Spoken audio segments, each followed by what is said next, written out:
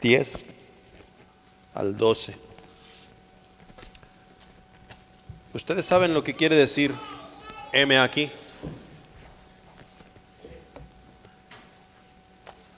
Maggie, ¿me traes mis lentes, por favor, please? Están en mi mochila. Gracias. Hoy me desperté viendo bien. De regreso a mi pregunta, ¿ustedes saben lo que quiere decir heme aquí? Para los que no saben qué quiere decir heme aquí, esto normalmente lo vemos y creo que viene del libro de Isaías, cuando Dios está preguntando, ¿quién irá por nosotros? Isaías dice, heme aquí, yo iré. Y eso es lo que estábamos cantando, heme aquí. Dios está preguntando y Dios sigue preguntando, ¿quién irá? Gracias, Maggie. ¿Quién irá por nosotros? ¿Quién irá por nosotros a dónde? ¿Quién irá por nosotros a hacer qué? ¿Y por qué dice nosotros? ¿No se supone que estamos hablando con un Dios? ¿Sí? Y mira, el tema de hoy se trata de la persecución. Que los cristianos seremos perseguidos. Iremos en corrida. Y a todo aquel que sostenga predicar las buenas nuevas será llevado a la muerte. ¿Sí? A todo aquel que no niegue, o a todo aquel que no niegue a su Salvador. Pero mira, aquí está la cosa. Dios nos llama, ¿sí?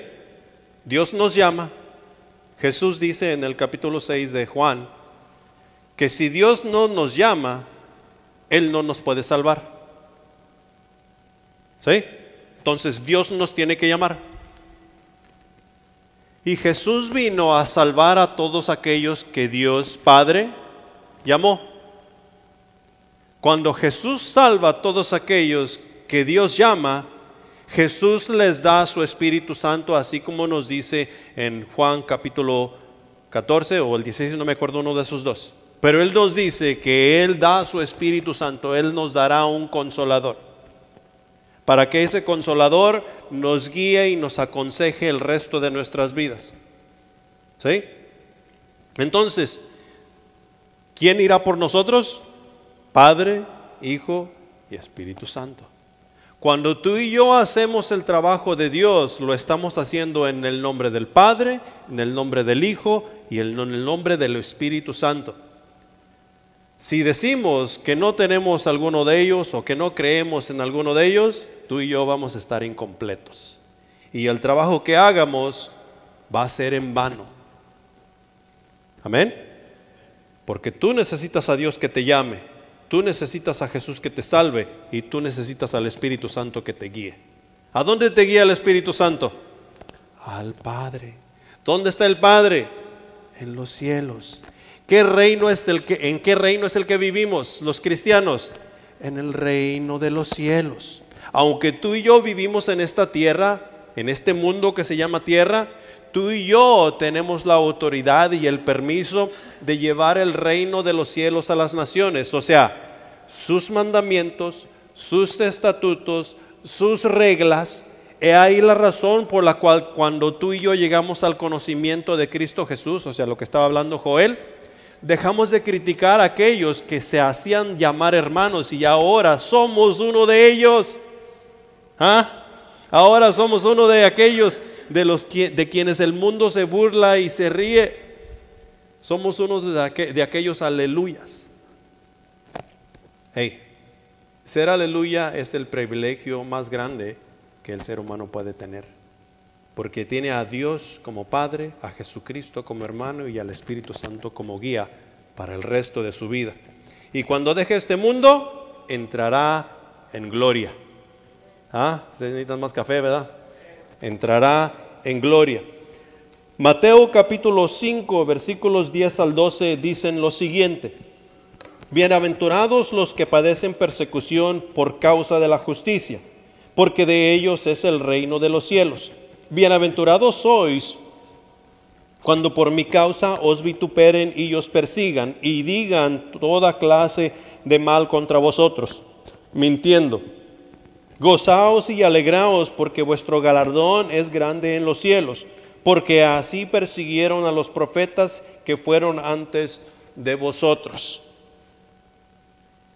Las bienaventuranzas que hemos estado viendo desde el principio de enero, de la primera semana de enero, nos son presentados como una paradoja. Y una paradoja es simplemente algo que es presentado de una manera y como que tú miras que tiene un resultado negativo. Es, por ejemplo, el primer tema, o más bien el primer tema de las bienaventuranzas fue: bienaventurados los pobres en espíritu. O sea, es contrario, porque bienaventurado quiere decir gozoso, feliz, dichoso. ¿Cómo va a ser dichoso, gozoso y feliz aquel que es pobre en espíritu? Y también nos dice que bienaventurados los que lloran. Normalmente cuando lloramos, ¿por qué razones que lloramos? Porque estamos tristes, porque alguien nos ha lastimado o sentimos dolor. O sea que no tiene nada que ver una cosa con la otra. Y ahora Jesús viene y nos dice que tú y yo somos bienaventurados cuando somos perseguidos, ¿sí? Cuando tú y yo sufrimos persecución. Y si tú y yo notamos desde el principio de la creación, la persecución en contra de los hijos de Dios ha estado ahí, ha estado presente. La persecución es la que ha forjado el carácter de los seguidores de Jesús. La persecución es la que ha llevado a los hijos de Dios a ser aquellos grandes hombres de la historia que nosotros leemos en la Escritura. Bienaventurados los que sufren persecución. En este caso, no simplemente nos da una declaración: bienaventurados los pobres, bienaventurados los que lloran, bienaventurados los que sufren y todas estas cosas, sino que nos dice que bienaventurados son aquellos que son perseguidos por causa de la justicia. Por causa de la justicia. Hoy en día, dentro de la sociedad, se ha levantado un tema, y este tema le llaman justicia social. Y este tema es muy complicado, pero si tú y yo no tenemos cuidado, nos vamos a ver enredados en este asunto de justicia social y vamos a pensar que estamos haciendo lo que es correcto, cuando lo único que estamos haciendo es acarrear condenación para nosotros y para quienes nos rodean. Justicia social tiene que ver con: esta es mi verdad y esa es tu verdad. Cada quien podemos forjar nuestra verdad. Tú vives en tu realidad y yo vivo en la mía. ¿Has escuchado? Tú tienes a tu Jesús y yo tengo el mío. Eso es mentira, eso no funciona. Solamente hay una verdad y esa verdad es absoluta. Todo lo demás es mentira y no se cumplirá. No importa qué nosotros hagamos o dejemos de hacer. La realidad, ¿dónde la encontramos? ¿Dónde encontramos la verdad absoluta que tú y yo necesitamos para ir a donde necesitamos ir? En la Escritura. En la Escritura. He ahí la importancia de tú y yo saber que nos estamos metiendo a estudiar sana doctrina. ¿Quién tiene la verdad en cuanto a todas las iglesias que nosotros conocemos?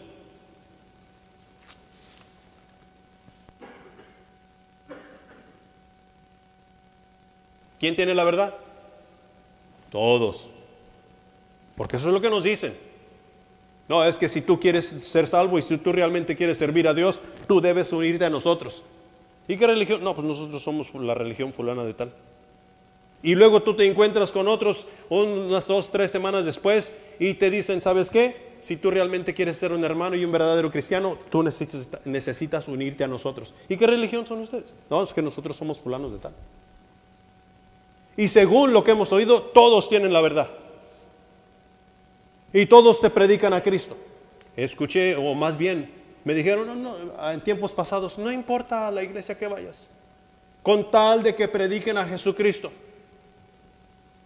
Tú estás sentado allí en esa banca o en esa silla y estás escuchando la predicación de la palabra de Dios, y entre la predicación de la palabra de Dios tú escuchas que mencionan el nombre de Cristo Jesús, el nombre de Dios y todas esas cosas, y tú dices, wow, esta sí predica la palabra de Dios. ¿Quiere decir eso que sí predicamos la palabra de Dios? No, eso no quiere decir. Eso quiere decir que mencionamos el nombre de Cristo. Eso quiere decir que mencionamos el nombre de Dios. La verdad va más allá de lo que nosotros pensamos y decimos. La verdad nos hace libres. La verdad nos trae a la realización de lo que realmente es la vida. Porque nosotros como seres humanos pensamos que vivir en este mundo, esto es el todo de la vida. Vamos a vivir aquí, vamos a crecer, vamos a tener hijos, tener mujer o esposo y ya vamos a crecer a ser viejos. Hay que tratar de acumular bienes, acumular dinero y todas estas cosas y vivir bien. Y claro, hay que ir a la iglesia, no hay que hacer a esas gentes a un lado. Eso es lo que pensamos todo el mundo. Déjame decirte por qué estoy diciendo esto. Porque, bueno, en Estados Unidos, en los últimos años, en los últimos 10 años, hemos bajado en cuanto al cristianismo. Se decía que 10 años antes, allá por el 2012, se decía que el 72% de la población estadounidense éramos cristianos. Hemos bajado al 62%. Ahora se dice que el 62% de los estadounidenses somos cristianos, seguidores de Cristo. Aquí está mi pregunta. Entre semana, ¿cuántas veces levantas ese santo libro para leerlo? ¿Una vez? ¿2 veces? ¿3 veces? ¿Sabes qué hacemos la mayoría de nosotros que nos decimos llamar cristianos? 0 veces. ¿Cuándo levantamos ese santo libro? El domingo. Si es que vamos al servicio. ¿Estamos siguiendo a Jesús? Ajá. Y ahí es donde está el problema. Ahí es donde está el problema. No estamos sufriendo persecución. Y si no estamos sufriendo persecución, es porque no estamos haciendo lo que el Maestro nos ha mandado hacer. Y si estamos sufriendo cierta persecución y dificultades en nuestras vidas, no es por causa de la justicia, porque la justicia por la cual debemos sufrir persecución, la vamos a hallar aquí. Aquí es donde la vamos a hallar. Esa justicia que es la verdadera justicia, la cual nos da Cristo Jesús cuando nos salva, la que nos hace presentes ante el Dios Todopoderoso y podemos tener una relación con Él, podemos hablar con Él y Él puede hablar con nosotros porque la justicia de Jesucristo ha sido aportada a nuestra cuenta, ha sido depositada en nuestra cuenta de tal manera que cuando Dios nos ve, no está viendo un pecador, está viendo a su Hijo en nosotros. Hay la razón por la cual seguido nos recordamos los unos a los otros que nosotros debemos vivir a Cristo, que tú y yo debemos actuar como Cristo, que tú y yo debemos aprender a pensar como Cristo, que tú y yo debemos aprender a hablar como Cristo. Eso nos traerá persecución. Nos traerá persecución de parte de las autoridades, nos traerá persecución de parte de la sociedad, nos traerá persecución de parte de nuestros hermanos carnales, nuestra familia, y también nos traerá cierta persecución de parte de nuestra iglesia, de los mismos hermanos que estamos dentro de lo que es la iglesia. Y todo esto porque Satanás anda suelto como un león buscando a quien devorar. Y quienes nos dejemos contaminar por el enemigo en cuanto a nuestro pensamiento, en cuanto a nuestra manera de hablar y acción, vamos a estar en contra de todo aquello que sea de la verdad y de la justicia. He ahí la razón por la cual tú debes de levantar ese santo libro. ¿Cuándo? Todos los días. Todos los días tú debes de levantar ese santo libro a ver qué tiene Dios para decirte en ese día. Todos los días tú debes de leer esa Biblia. Y es que algunas cosas no tienen sentido. No importa. Tú debes de ser obediente, ir y leer la palabra de Dios. Ir y buscar la palabra de Dios. Ir e indagar por esos tesoros que la palabra de Dios tiene para tu vida y para tu corazón. Y eso es lo que nos dice este pasaje en esta mañana.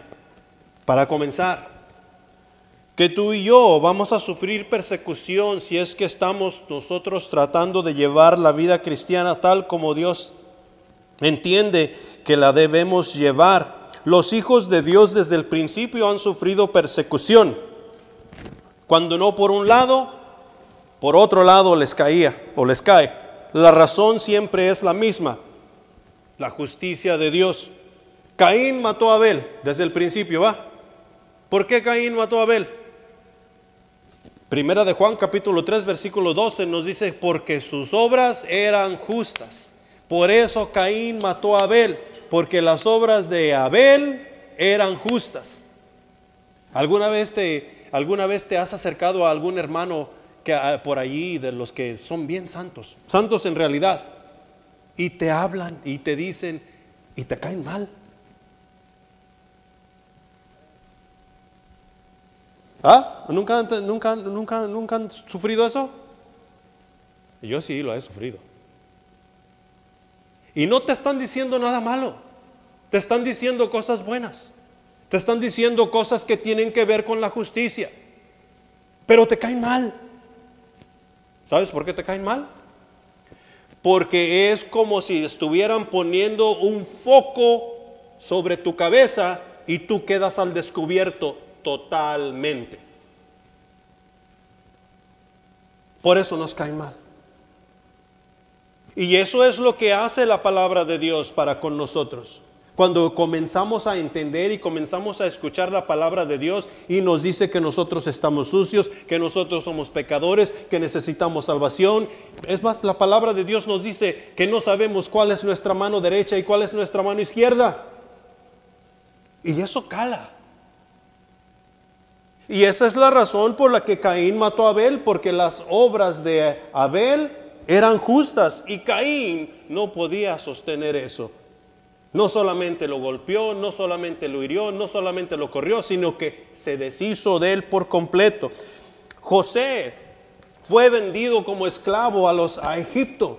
José era el más pequeño de 10 hermanos y fue vendido porque sus hermanos mayores no podían soportar que José era el preferido de papá y que José decía mi túnica de 10,000 colores. Y que José decía, tuve un sueño y ustedes se van a postrar ante mí. ¿Y quién se cree este tipo? Escuincle. Y lo vendieron como hermano. José, cuando fue vendido como hermano y fue a dar a Egipto, aún todavía por si fuera poco, lo metieron a la cárcel como malhechor. Siguió la persecución y siguió la persecución. ¿Todo por qué? Por ser justo. David fue perseguido por el rey Saúl. David mató a sus 10,000 y Saúl a sus 1,000. Dijo Saúl, lo único que falta es que le den el reino. Me desharé de él porque quiere robarse mi reino. ¿Qué era lo que hacía David? Servir a su rey. ¿Quién era su rey? Saúl. Servir a su rey. ¿Qué es lo que mi rey manda que haga? Lo que el rey mande que yo haga, yo haré. Eso es lo que hacía David. Sus obras eran justas. Samuel fue rechazado, Elías lo despreciaron. ¿Se acuerda de Elías con Jezabel? Micaías lo aborrecieron, Nehemías lo maltrataron y se burlaron de él cuando andaba reedificando el muro de Jerusalén, y lo difamaron y trataron de hacer todo mal contra él. Cristo fue llevado a la muerte. ¿Por quiénes? Por los propios religiosos que decían que esperaban la llegada del Mesías.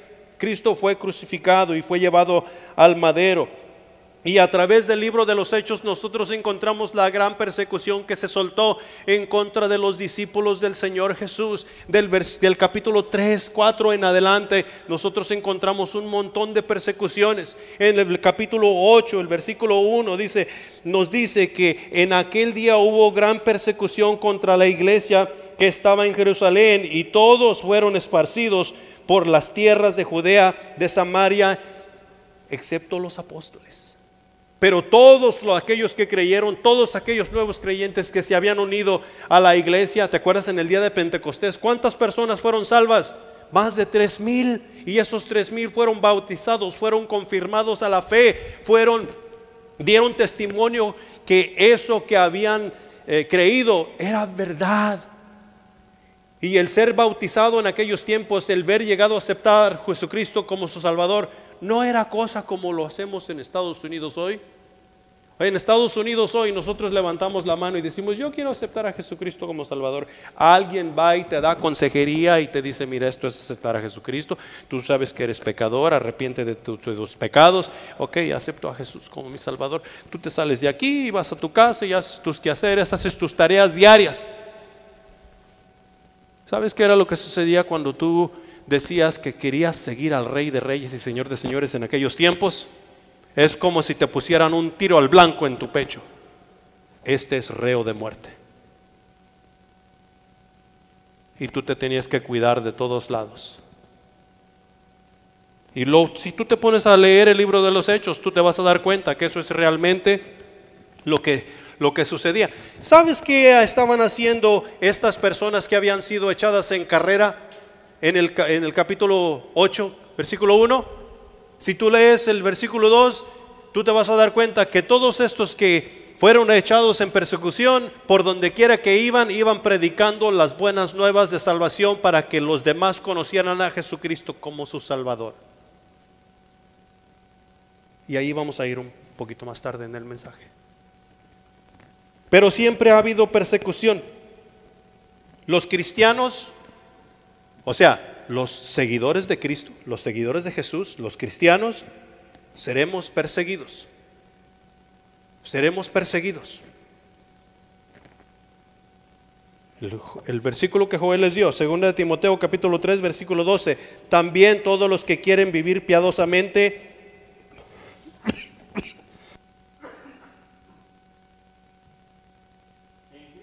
Jesús padecerán persecución. La persecución que tiene como estilo de vida, la persona que tiene como estilo de vida los principios enseñados en la Escritura, la verdad, la justicia y la pureza, y al mismo tiempo no se conforma a la corriente de este mundo, será perseguido. Porque todo eso va en contra de lo que este mundo quiere y adora. Dicha persona sufrirá el rechazo y la crítica y serán impopulares. ¿Qué es lo que el mundo quiere que nosotros seamos? ¿Populares? ¿Qué es lo que buscamos nosotros? Había una persona que conozco. ¿A qué hemos venido tú y yo a Estados Unidos? Nosotros decimos a triunfar. Y este tipo decía: es que él vino a Estados Unidos buscando dinero y fama.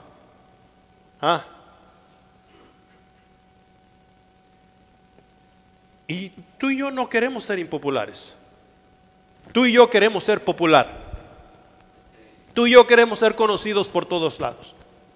Si se nos da la oportunidad de emprender nuestro propio negocio, no la vamos a dejar pasar. Y vamos a aprovechar las oportunidades que se nos dé, porque no queremos ser impopulares. Y eso es lo que el mundo quiere, que seamos populares. Pero cuando a nosotros no nos importa ser populares, sino hacer la voluntad de Dios, vamos a ser perseguidos y vamos a ser echados de todos lados. Porque lo que nosotros traemos, verdad, pureza, no cabe, no tiene cabida en ese estilo de vida. Todo creyente hemos de estar alerta de la tentación que nos rodea siempre, que nos tienta y nos tienta a comprometer la voluntad de Dios para no sufrir, para no perder, para no desacomodar o evitar la vergüenza, el ridículo o el desconcierto, porque nadie queremos pasar por esas cosas. Nadie queremos sufrir ese tipo de cosas. Y la realidad es que cuando tú y yo nos disponemos a hacer la voluntad de Dios, vamos a estar expuestos a todas esas cosas y más. Los cristianos no debemos sorprendernos cuando somos perseguidos y sufrimos por hacer lo que es correcto. Y lo que es correcto de acuerdo a mi criterio no, sino lo que es correcto de acuerdo a la palabra de Dios, de acuerdo al maestro que me ha llamado a hacer las cosas.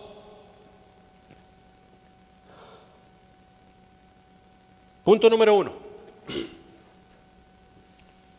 ¿Cómo puede ser bienaventurado ser perseguido?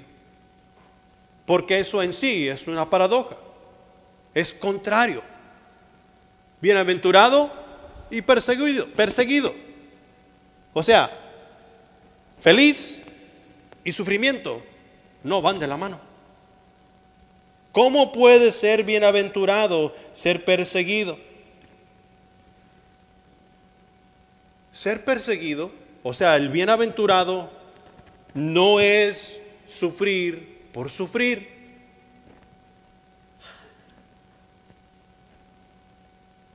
Segunda Timoteo capítulo 2 versículo 24 nos dice: porque el siervo de Dios no debe ser contencioso, sino amable para con todos, apto para enseñar, sufrido. Habemos muchos de nosotros que malinterpretamos este pasaje, con todo y contexto. Porque vemos que el siervo de Dios debe de ser sufrido. Y como el siervo de Dios debe de ser sufrido, entonces yo debo dejarme sufrir. Yo debo dejarme arrastrar. Yo debo dejarme ser maltratado. Y todas esas cosas. ¿Sí? Pero no está hablando de eso. Está hablando que tú y yo debemos sufrir por la causa de Cristo. No es sufrir por sufrir.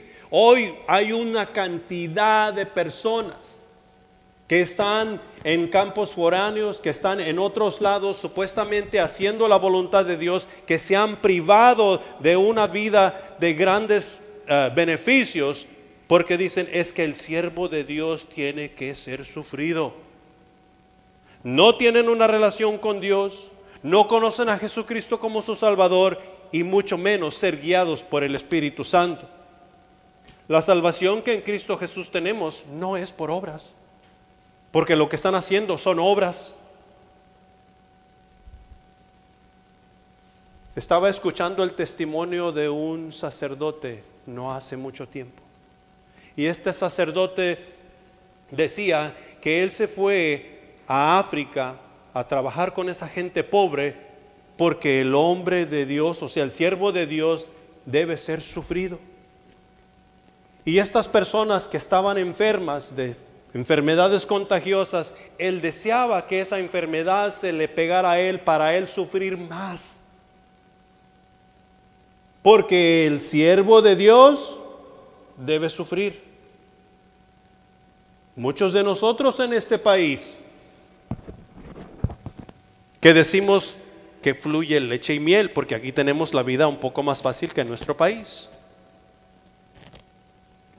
Estamos sufriendo ciertas persecuciones, estamos sufriendo ciertas injusticias, pero no es por la causa de Cristo. Habemos muchas personas en este país que tenemos orden de arresto. Habemos personas que si nos detienen por ahí el señor ese de los 5 ojos, no la vamos a pasar bien. Pero no es por causa de la justicia, es porque hemos quebrantado la ley. Y eso no es lo que nos está dando a entender la palabra de Dios. La palabra de Dios en este pasaje nos está dando a entender que esto es sufrir. El bienaventurado es sufrir por la justicia, sufrir por la causa de Cristo. Las buenas nuevas no son buenas hasta que son confrontadas por el mal. O sea que las buenas nuevas confrontan las malas noticias de este mundo, es entonces que se vuelven buenas. Porque ¿cuánto tiempo tienes escuchando el Evangelio? Yo me acuerdo haber escuchado el Evangelio como desde, no sé, los 10 años. Yo me acuerdo que por la comunidad donde vivíamos pasaba un autobús levantando los niños y quien quisiera ir a la escuela dominical y a la iglesia, y se llevaban a todos esos niños. El autobús a veces iba lleno y nosotros íbamos porque nuestros padres nos mandaban: vayan a la escuela dominical, vayan, ahí les van a dar cule y dulces y galletas. Pero yo me acuerdo que nos hablaban del pecado, yo me acuerdo que nos hablaban de Dios y de Jesucristo. Yo me acuerdo de esas cosas. O sea que el Evangelio me fue predicado. ¿Sabes cuándo es cuando esas buenas nuevas se tornaron realmente en buenas nuevas?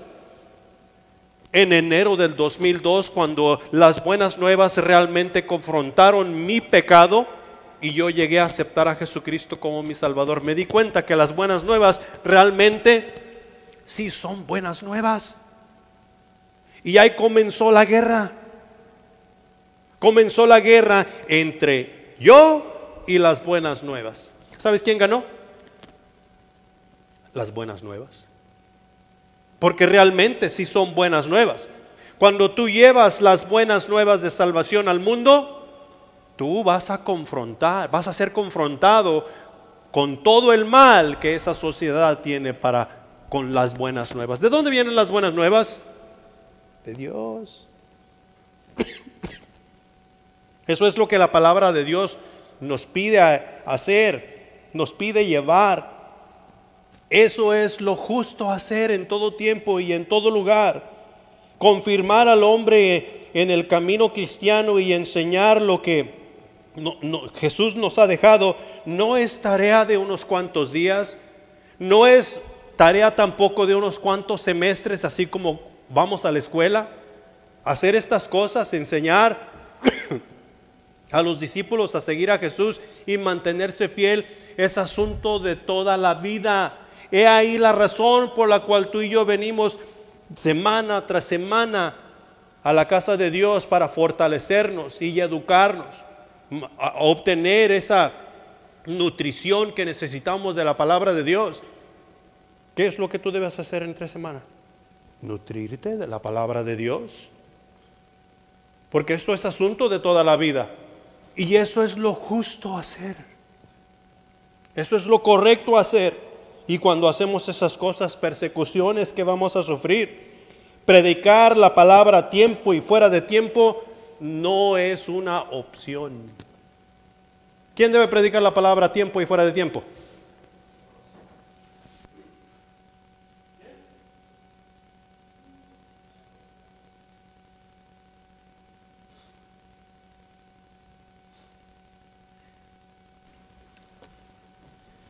Yo desde aquí estoy diciendo tú. Tú debes predicar la palabra de Dios. ¿Y sabes qué estás pensando tú? Les está diciendo al que está en la par mía. No, te estoy diciendo a ti.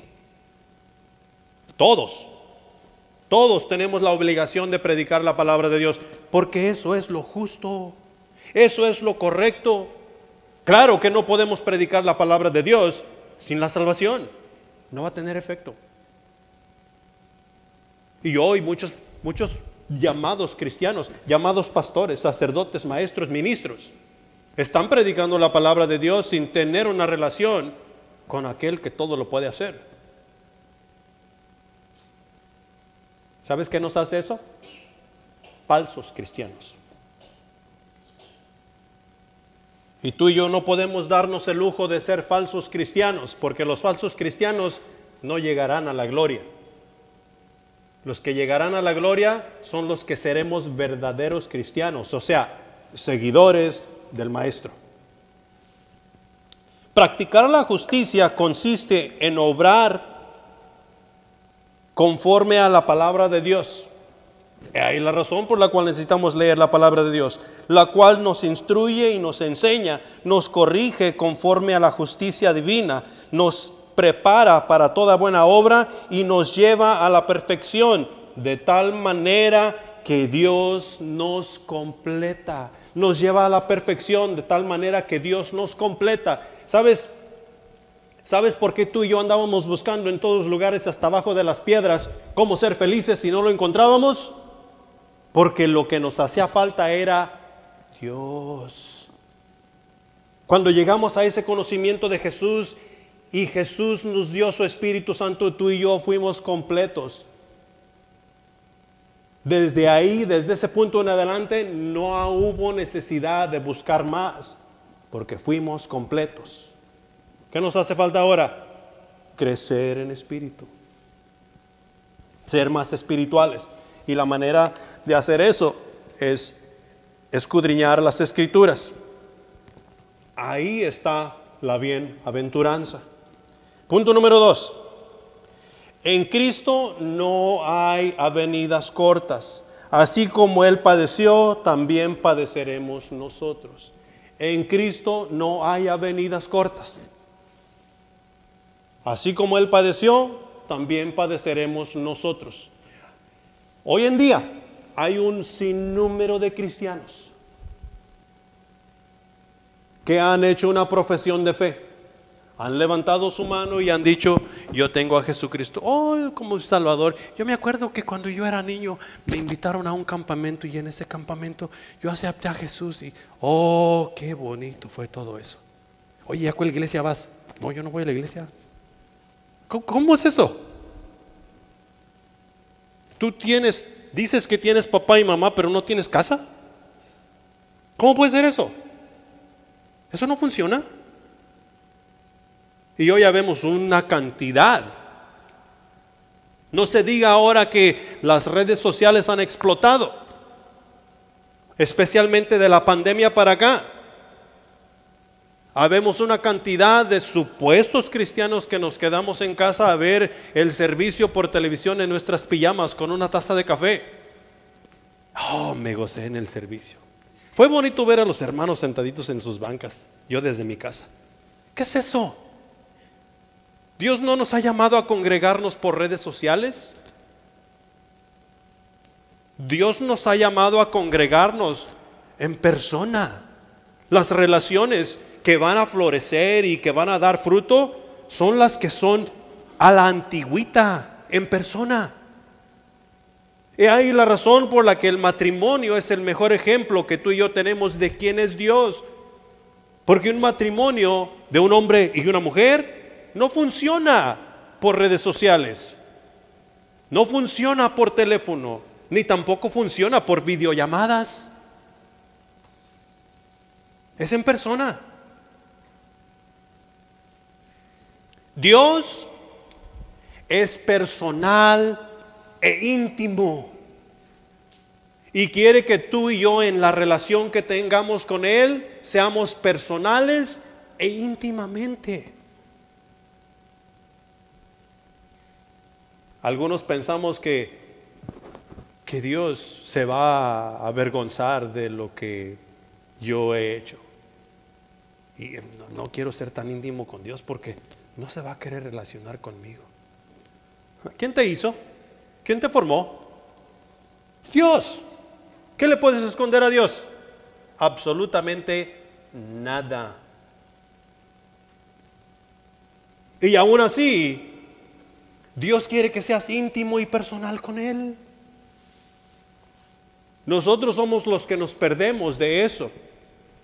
Cuando tú y yo comenzamos a ser íntimos y personales con Dios, es que comenzamos a servir y a ser útiles en el reino de los cielos. Jesús nos dice en el capítulo 15, versículo 20, lo siguiente: acordaos de la palabra que yo os he dicho. El siervo no es mayor que su Señor. Si a mí me han perseguido, también a vosotros os perseguirán. Si han guardado mi palabra, también guardarán la vuestra. ¿A quién persiguieron y mataron?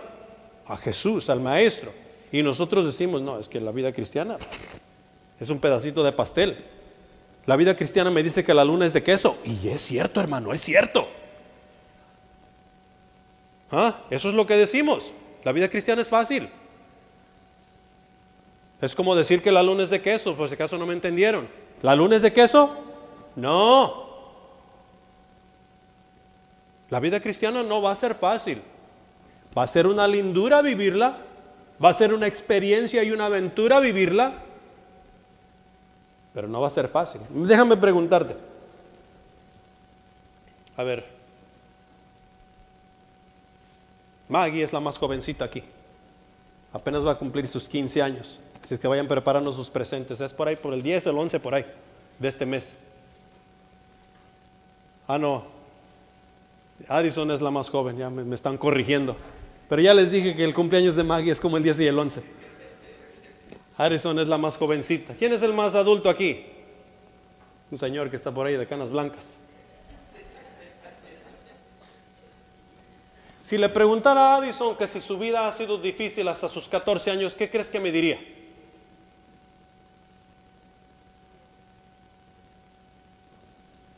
Sí, mis papás me quitan mi teléfono cuando yo me porto mal y yo la paso muy mal. Me castigan a veces y a veces me han pegado cuando yo de veras la he regado. Mi vida ha sido mal, ha estado mal.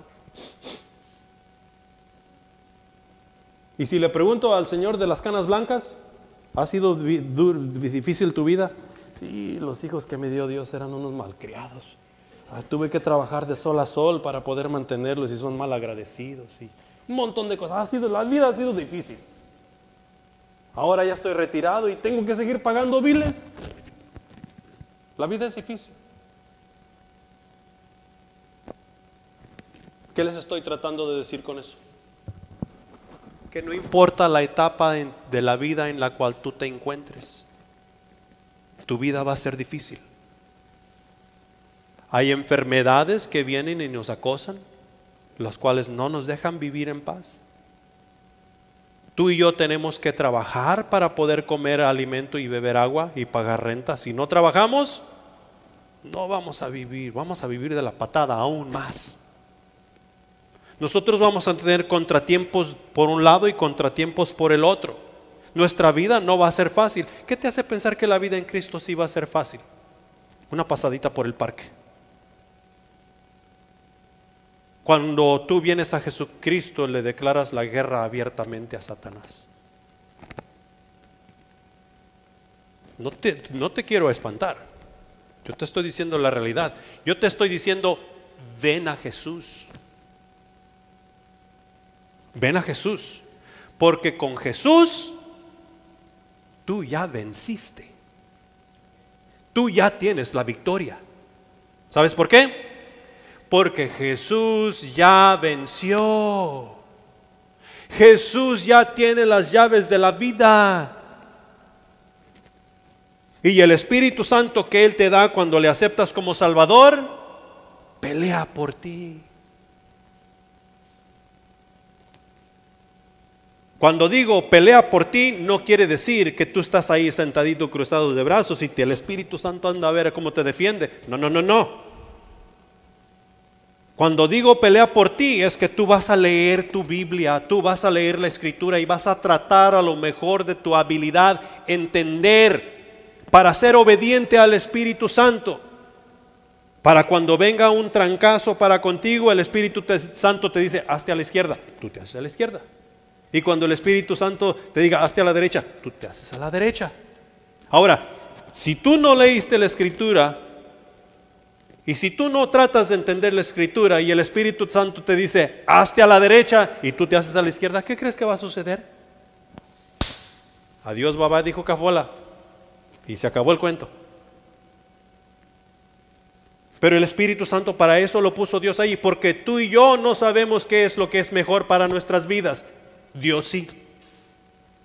Vamos a sufrir persecución, vamos a tener dificultad, pero Dios nos lleva de victoria en victoria. He ahí el gozo de la vida en Cristo Jesús.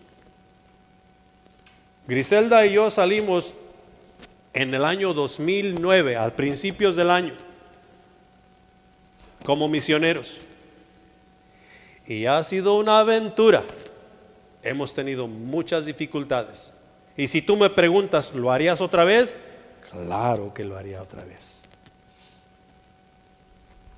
No me arrepiento de haberlo hecho.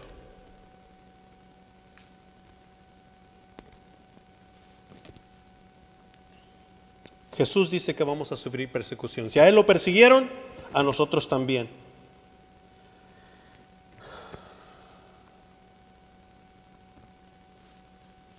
Padecer por causa de Cristo nos lleva a experimentar el gozo de la salvación que en Cristo Jesús tenemos. ¿Recuerdas? Bueno, tal vez no lo has leído, pero ¿recuerdas en Salmos cuando David cometió aquella atrocidad con Jezabel? Betsabé, no Jezabel, Betsabé. Y Dios como quien dice, lo castigó. Me parece que en el Salmo 51 es que David está de rodillas ante Dios y le está pidiendo que le vuelva el gozo de su salvación. No de la salvación de David, de la salvación de Dios. Y es aquello de poder caminar con Dios, es aquello de poder pelear en el nombre de Dios, es aquello de poder hablar en el nombre de Dios. Y ver que Dios obra a través de ti y por ti. Y eso es a lo que nos ha mandado Dios. Si a Jesús lo persiguieron, a nosotros también. Hebreos capítulo 2 versículo 9 nos dice: pero vemos a aquel que fue hecho un poco menor que los ángeles, a Jesús coronado de gloria y de honra a causa del padecimiento de la muerte, para que por la gracia de Dios gustase la muerte por todos. Déjame te lo leo en una versión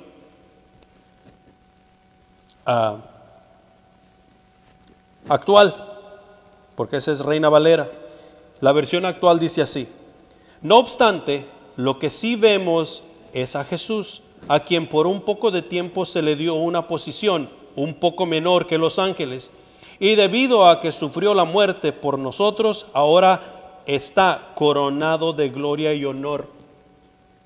Efectivamente, por la gracia de Dios, Jesús conoció la muerte por todos. ¿Por qué está Jesús coronado de gloria y honor? Porque sufrió la muerte por todos. ¿Tú y yo queremos estar coronados de gloria y honor?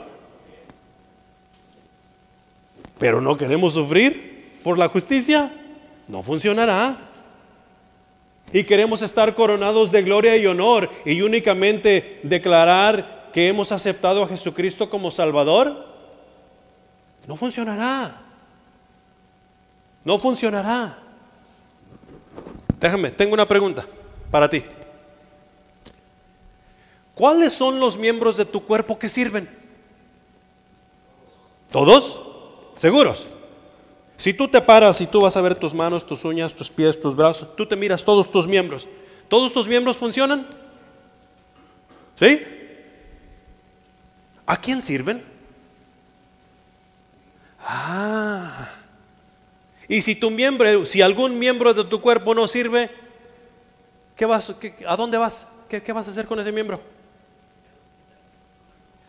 No, tú vas a ir al hospital para que te quiten ese miembro que no sirve, para que no vaya a contaminar a los demás. Tú vas a ir al hospital y decirle: ¿sabe qué, doctor? Este dedo que traigo aquí ya no me sirve. Y si no me lo corta, ese miembro me va a contaminar no solamente los demás dedos, va a contaminar mi mano y contaminar mi brazo. Y por fin va a contaminar todo el cuerpo. ¿Y quién va a morir? Yo. Nosotros, tú y yo, miembros de quién somos? Del cuerpo de Cristo. ¿Quiénes sirven a Cristo? No es que Cristo se sirve solo, por eso no. Los miembros de su cuerpo sirven a Cristo. Si tú y yo somos miembros del cuerpo de Cristo, ¿qué es lo que tenemos que hacer? Servir. ¿Cómo es que tú y yo queremos ser coronados de honra y gloria y no queremos servir? No funcionará. Si tú no quieres servir, no perteneces a Cristo. Es simple y sencillo. Yo te dije que la palabra de Dios no iba a ser fácil, no iba a ser agradable. Y si la palabra de Dios no te está haciendo agradable, tú necesitas hacer algo al respecto hoy. Hoy. Pero si somos miembros del cuerpo de Cristo, tú y yo debemos servir. Y eso es lo que nos dice en ese pasaje. Cristo fue coronado de gloria y de honra porque sirvió a su Padre Celestial. Padecer persecución por causa de Cristo afirma y profundiza la comunión tanto con Dios y con nuestros compañeros de batalla. Nos dice según Filipenses capítulo 3 versículos 7 al 11. Vámonos a Filipenses. Está después de Gálatas.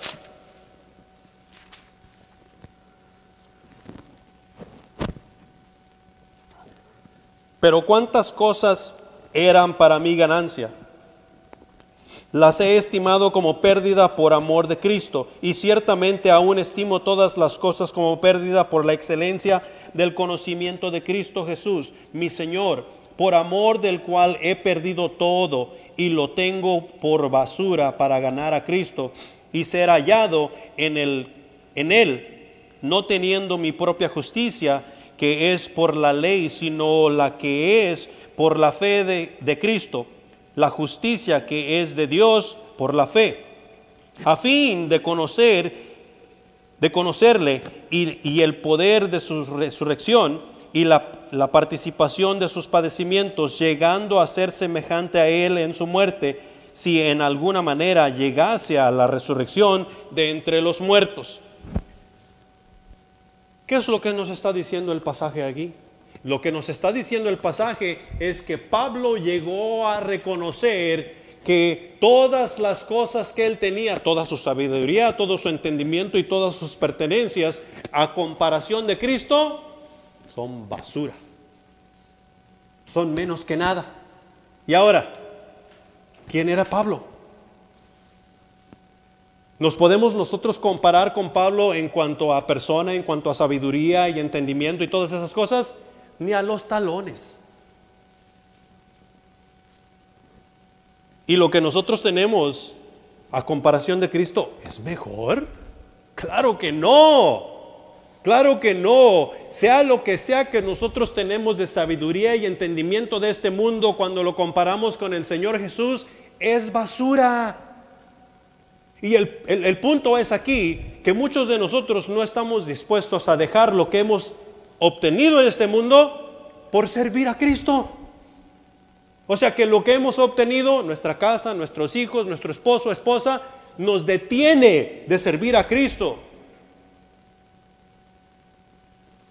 Y no nos entregamos por completo.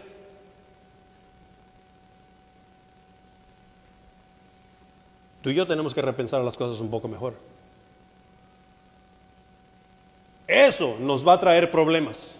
Eso nos va a traer persecución. En Santiago capítulo 1, versículos 2 al 4.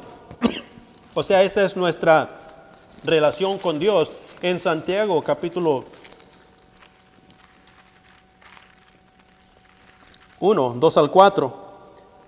Dice: hermanos míos, tened por sumo gozo cuando os halléis en diversas pruebas, o sea, en problemas, sabiendo que la prueba de vuestra fe produce paciencia.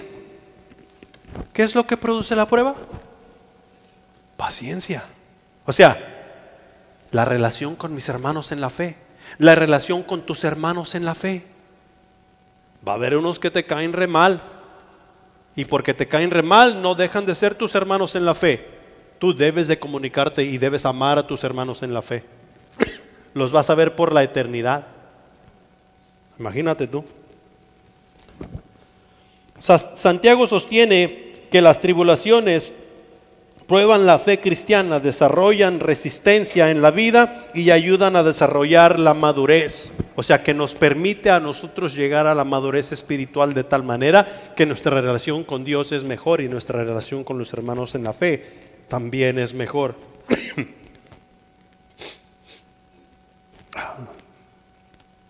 Padecer persecución por causa de Cristo nos ayuda a ver la realidad del reino de los cielos.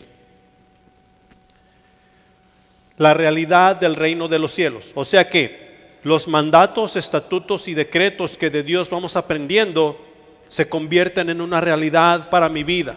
De tal manera que los comienzo a vivir. Y no solamente los comienzo a vivir, sino que los comienzo a enseñar, haciendo un patrón de ello, siendo ejemplo en todo tiempo y en todo lugar, así como nos dice Tito, capítulo 2, versículos 7 y 8, siendo ejemplo en todas las cosas, para que puedan ver a Cristo en mí.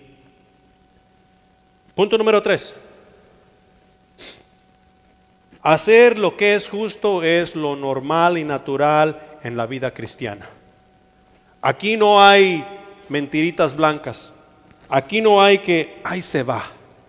En la vida cristiana, hacer lo correcto es lo natural. Aquí no es que todavía estoy pensando. No, aquí no hay de pensar.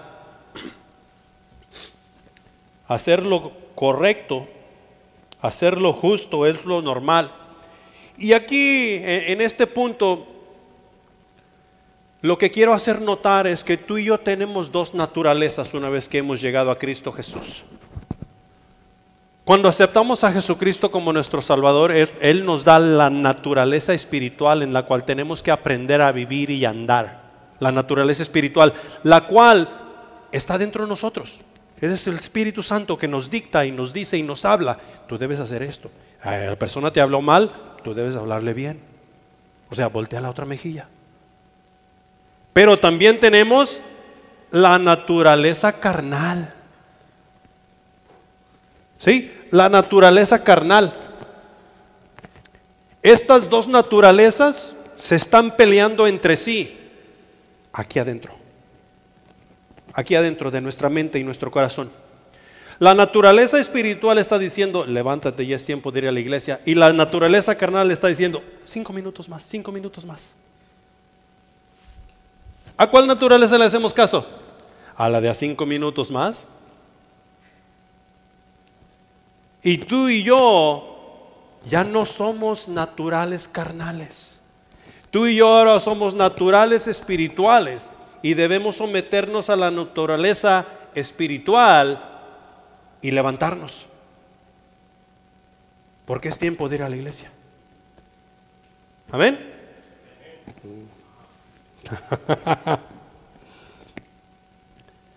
El pecado y la muerte ya no tienen dominio sobre los hijos de Dios.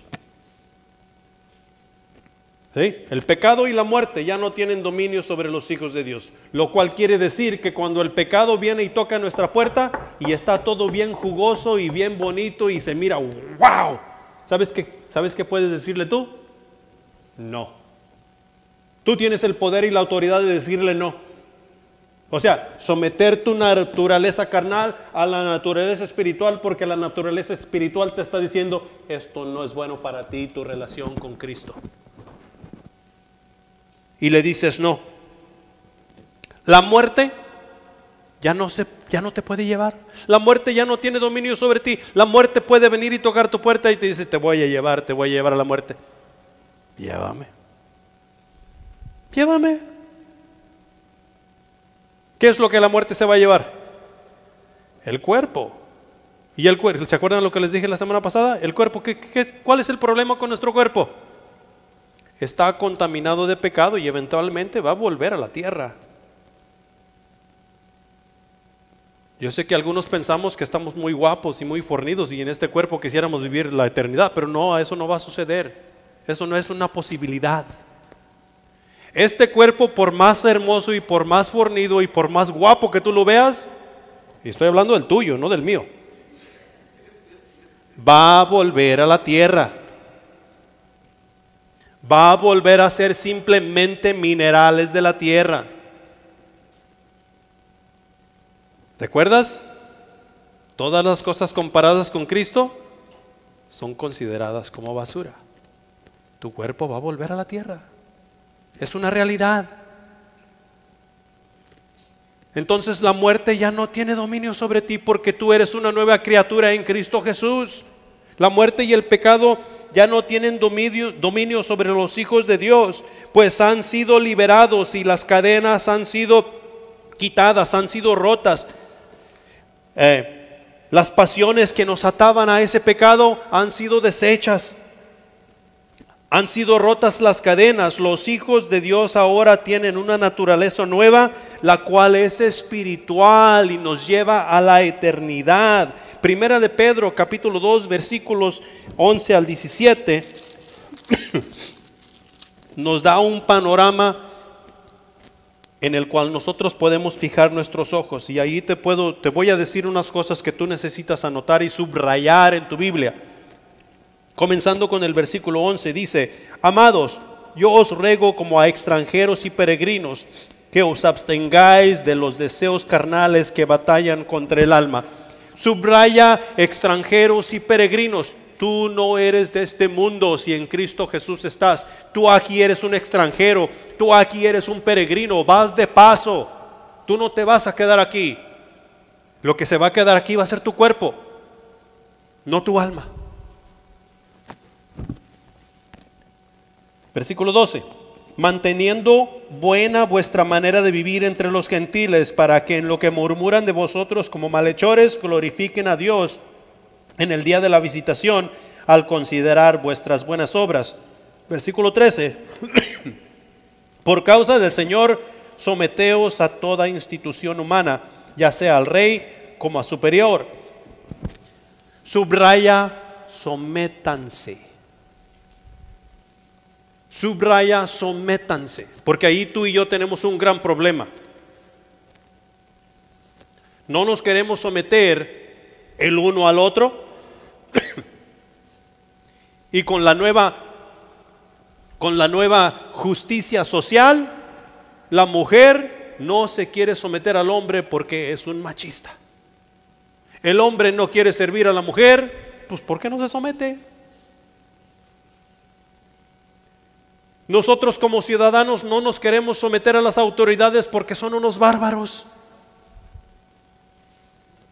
Subraya la palabra sométanse. Sométanse. Y debemos practicar la sumisión unos con otros.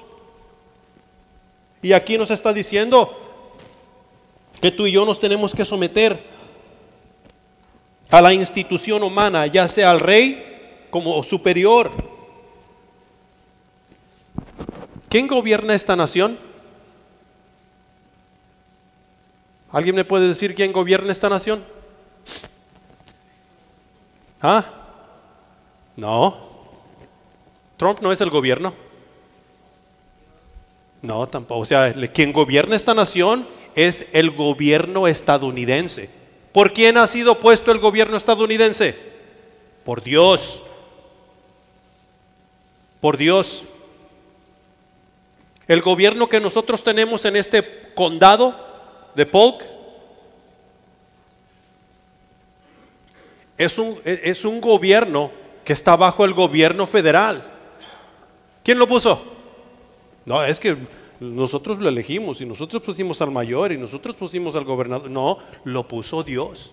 Dios permitió que tú y yo votáramos y pusiéramos esas personas en esa posición.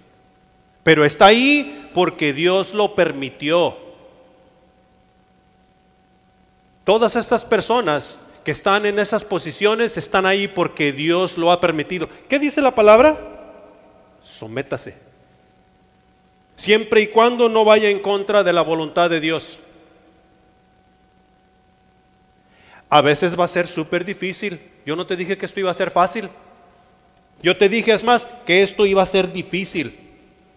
Pero tú y yo necesitamos cumplir con lo que Dios nos está mandando a hacer en todo tiempo y en todo lugar. ¿Por qué? Porque si sufrimos por lo que Dios nos está mandando a hacer, la bienaventuranza llegará. Si tú y yo estamos sufriendo porque no nos sometemos, porque estos son unos bárbaros, no llegará la bienaventuranza. Porque no es por la justicia. Tal vez es por la justicia, pero la justicia social que hoy se está desarrollando. Y eso no será bueno. Ya voy a terminar, no se preocupen. Esto es bueno. Es más, ustedes no tienen nada que hacer el resto de la tarde. Se van a ir a su casa y se van a echar un sueño y ya. O van a ir a comer. Versículo 14. Ya los gobernadores como por él enviados para castigo de los malhechores y alabanza de los que hacen el bien, porque esta es la voluntad de Dios, que haciendo bien hagáis callar la ignorancia de los hombres insensatos. Subraya voluntad de Dios. Voluntad de Dios, porque eso es lo que tú y yo tenemos que hacer en todo tiempo y en todo lugar. La voluntad de Dios. Cuando tú y yo hacemos la voluntad de Dios, sin importar cuál sea la consecuencia a nuestros actos, vamos a callar la boca del malhechor que está hablando en contra de nosotros o que está hablando en contra de los hijos de Dios. Yo siempre les he dicho a mis hijos: ¿tú quieres callarme la trompa? Haz lo que te digo. Es así de simple. Y cuando me refiero a eso es, por ejemplo, en los quehaceres de la casa. Cuando ellos estaban chiquitos: saca la basura, limpia tu cuarto, barre el baño, limpia el... ¿Quieres callarme la trompa? Pues haz lo que te digo, es así de simple. ¿Por qué? Porque es lo justo hacer. Y esto es lo mismo para con las cosas de Dios. Nosotros queremos que el mundo se calle y no esté hablando en contra de la iglesia. Haz la voluntad de Dios y Dios se encargará de cerrar la boca de aquellos que están hablando en contra de ti. Pero tú y yo tenemos que aprender a hacer la voluntad de Dios y a apegarnos a ello. ¿Por qué? Porque eso es lo justo hacer. Y cuando hacemos lo justo, la bienaventuranza llegará solita. Versículo 16. ¿Subrayaron voluntad de Dios? Versículo 16. Como libres, pero no como los que tienen libertad como pretexto para hacer lo malo, sino como siervos de Dios. Subraya como libres, porque tú eres libre, pero no para hacer lo que te dé tu regalada gana, sino que eres libre para alabar a Dios. Eres libre para levantar manos santas a aquel que te salvó. Eres libre para servir a aquel que dio su vida por ti. Tienes libertad, tienes poder, pero en su nombre, no aparte de. Eres libre. Versículo 17, que es prácticamente una consumación de todo lo que hemos leído. Honrad a todos, subraya, honrad a todos. Amad a los hermanos, subraya, amad a los hermanos. Temed a Dios, subraya, temed a Dios. Honra al rey, subraya, honra al rey. Y si eso hacemos, estamos haciendo lo que es justo. Y bienaventurados seremos. Dios nos cobijará. El abrigo de Dios, como dice Salmos 91, traeremos puesto. Conclusión, ya para terminar. Sufrir la persecución por causa de la justicia tiene su recompensa. Y la recompensa es Jesucristo mismo. Apocalipsis nos hace ver al final que Dios mismo nos consolará, que Dios mismo enjugará toda lágrima de nuestros ojos. No habrá más llanto, no habrá más dolor. Ahora sí, todo será paraíso. Y esa es la bienaventuranza a la cual se te invita en esta mañana. La persecución, cuando nos enfocamos en la bienaventuranza, no se puede ver, ya no se puede palpar.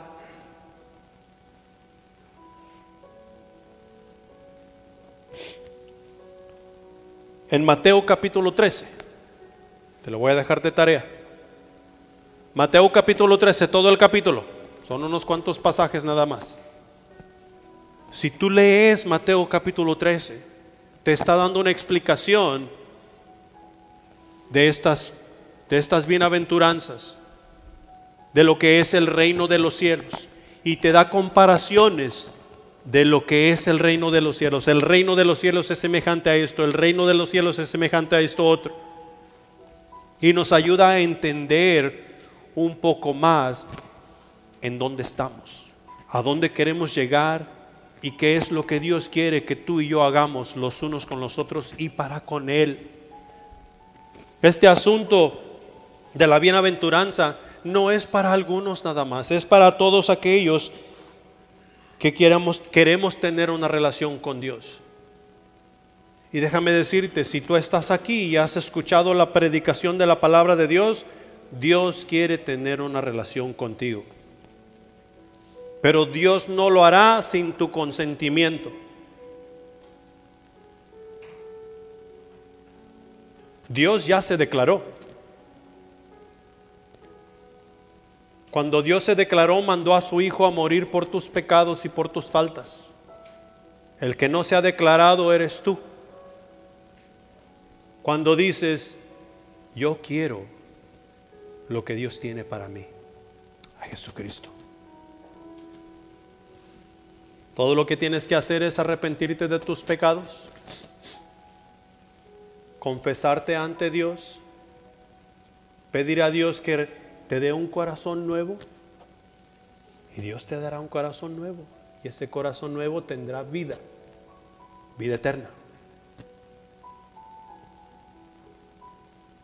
Pongámonos de pie.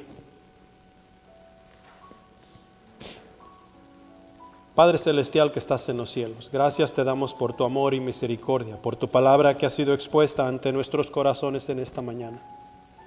Pedimos, mi Señor, que tu Espíritu Santo no nos deje en paz, ya sea que necesitemos renovar nuestra relación contigo o que aceptarte como único y suficiente Salvador por primera vez. Mi Dios, tú tienes el control de todas las cosas. Tu palabra dice que en ti verdaderamente somos libres, y esa libertad es la que todo ser humano necesitamos para llegar hasta tu trono de gracia. Despídenos en paz en esta mañana, mi Señor, y no permitas que nadie salgamos de aquí sin hacer los cambios que necesitamos hacer y comprometernos contigo y con los hermanos que nos ayudarán en el proceso.